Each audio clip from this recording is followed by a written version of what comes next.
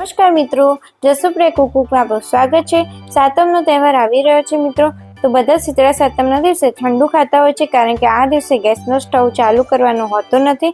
તેથી સાતમના આગળના દિવસે એટલે કે છઠના દિવસે, જેને રાંધણ છઠ પણ કહેવામાં આવે છે, તેમાં વાનગી એડવાન્સમાં જ બનાવી દેતા હોય છે બધા।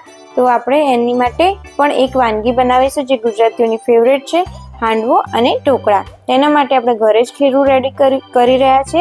આ બધી દાળ અને ચોખાને પાણીથી ધોઈને આપણે લઈ લીધા છે। તો આ બધાને પલાળીને ખીરું રેડી કરીશું। તેના માટે 3 થી 4 કલાક પાણીમાં આપણે સોક કરવા માટે મૂકી દઈશું। એના માટે એક તપેલીમાં આ બધી દાળ અને ચોખાને એડ કરીશું। સૌપ્રથમ ચોખા એડ કરીશું, ત્યારબાદ ચણાની દાળ એડ કરીશું, મગની મોગર દાળ એડ કરીશું, ફોતરાવાળી જ લીધી છે મેં અહીંયા, તુવેરની દાળ એડ કરી દઈશું અને લાસ્ટમાં અડદની દાળ એડ કરીશું।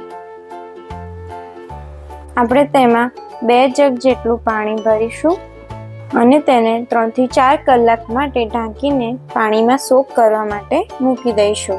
4 કલાક થઈ ગયા છે મિત્રો। આપણે દાળ અને ચોખાને મિક્સરની મદદથી ગ્રાઇન્ડ કરી લઈશું। થોડું કરીને આપણે ગ્રાઇન્ડ કરી લઈશું। આ રીતે થીક કન્સિસ્ટન્સી વાળું બેટર રેડી કરીશું। હવે આ ખીરામાં આથો લાવવા માટે આપણે 1 ચમચી મેથીના દાણા એડ કરીશું, 2 ચમચી જેટલું મીઠું એડ કરીશું અને 4 ચમચી દહીં એડ કરીશું। દહીંથી આથો ઝડપથી આવી જાય છે અને સરસ રીતે મિક્સ કરશું। આ ખીરાને 6 થી 7 કલાક માટે આપણે ઢાંકીને રેસ્ટ કરવા માટે અને આથો લાવવા માટે મૂકી દઈશું। આપણે ગરમ પ્લેસ હોય એ જગ્યાએ જ આપણે મૂકીશું, જેથી આથો ઝડપથી આવી જાય। તો મિત્રો 6 થી 7 કલાક થઈ ગયા છે।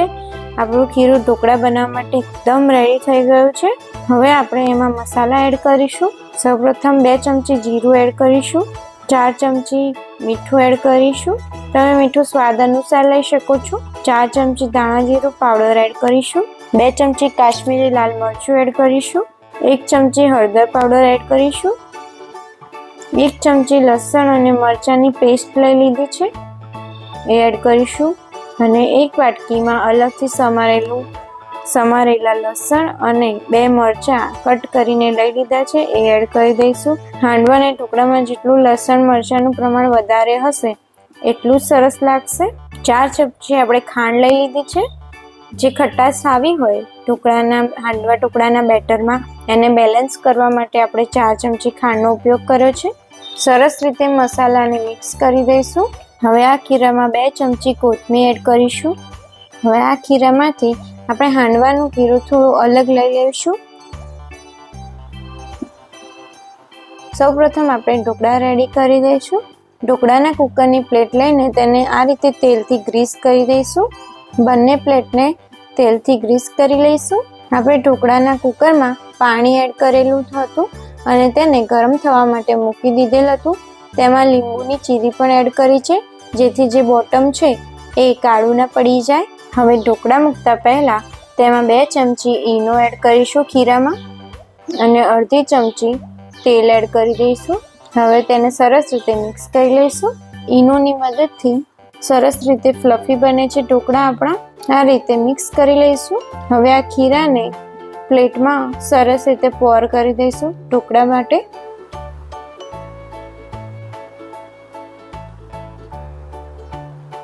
આ રીતે સરસ રીતે ઢોકળાનું બેટર આપણે પોર કરી દીધું છે। હવે તેમાં કાશ્મીરી લાલ મરચું તથા જીરું સ્પ્રિંકલ કરી દઈશું। હવે બીજી પ્લેટમાં પણ આ જ રીતે ઢોકળાનું બેટર પોર કરી દઈશું। તેમાં પણ લાલ મરચું અને જીરું સ્પ્રિંકલ કરી દઈશું। હવે તેને ઢાંકીને 10 થી 15 મિનિટ સુધી સ્ટીમ થવા માટે મૂકી દઈશું।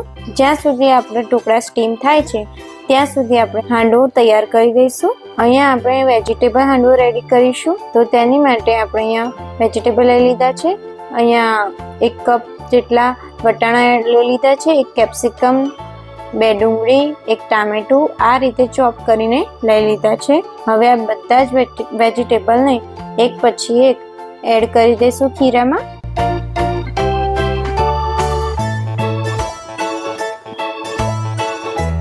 હવે આ બધા જ વેજીટેબલને મિક્સ કરી લઈશું ખીરામાં. જે આપણે અલગ કરેલ હતું, ટોટલ ખીરામાંથી હાંડવા માટેનું બેટર અલગ કરેલું હતું, એ જ બેટર લીધું છે.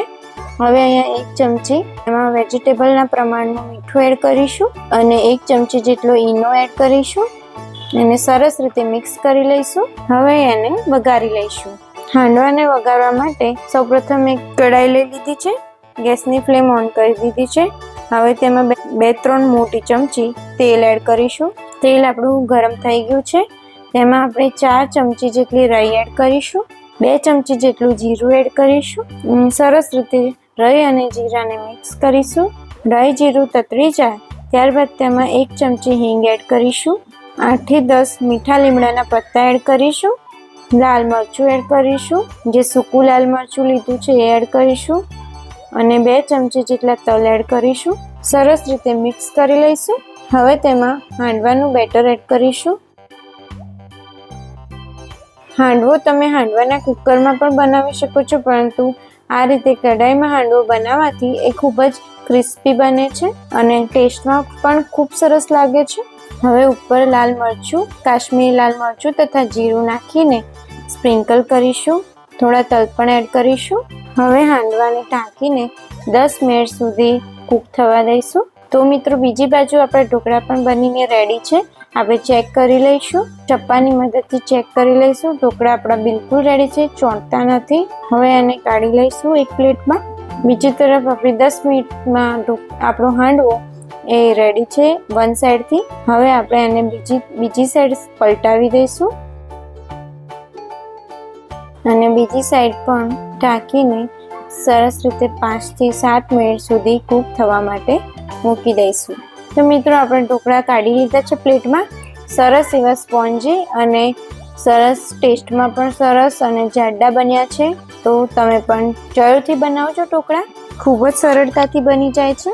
હવે આપણે એક બીજી રીતના ઢોકળા પણ બનાવીશું, જેમાં આપણે મેથીનો ઉપયોગ કરીશું. તો આપણે અહીંયા આશરે અડધો કપ જેટલી મેથી લઈ લીધી છે. વધારે મેથી નાખીશું તો ઢોકળા કડવા પણ થઈ શકે છે. તેથી આપણે અહીંયા અડધો કપ જ મેથીનો ઉપયોગ કર્યો છે.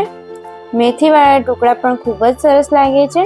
તો અહીંયા આપણે આ બીજી રીતના ઢોકળા પણ ટ્રાય કરીએ છીએ.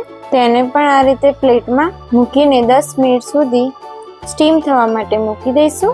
ત્યાં સુધી આપણો હાંડવો જોઈ લઈએ. તો મિત્રો હાંડવો પણ આપણો રેડી છે. ચેક કરી લઈશું.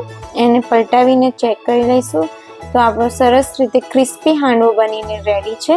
ગેસની ફ્લેમ ઓફ કરી દઈશું અને તેને પ્લેટમાં કાઢી દઈશું. તો સરસ રીતે સ્પોન્જીનેસ વાળો આપણો હાંડવો બનીને રેડી છે. ક્રિસ્પી પણ બન્યો છે. તો સરસ રીતે આપણો હાંડવો રેડી છે.